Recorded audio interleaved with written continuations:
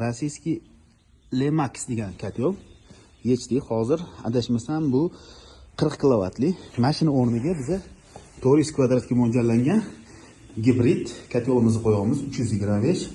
Buni tagida 4 qator 20 talik truba terilgan bo'ladi, ham vertikalni 27 ta 32 talik truba tiqilgan bo'ladi. Hozir biza o'sha prokolli variantini tanladik. 7 ta 76 tiqilgan variantini, xudo xolasa isishi yomon emas, o'sha yoqqanimizga ko'p bo'lganiga o'sha patachalari qaynoq, xudo xolasa mana nasoslar yoqib qo'yilgan. Kotel ilidi o'sha.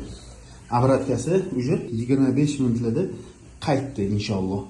Bu zakritniy sistemaga qo'yilgan, ko'rib turganingizdan hatto qizil bachoklari bor. Ikkiga mana bu yerda avtomatik давление пускатель hamda manometr, ikkiga havo chiqarib oladigan rabakallar qo'yilgan. Bu yerda ikkitalab qo'yilganligi sababi bittasi bollerga, ikkinchisi kotelga qo'yilgan mana. Ko'rib turganingizda ham boller vaksiniki ekan. Bu ham anchadan beri ishlab kelyapti.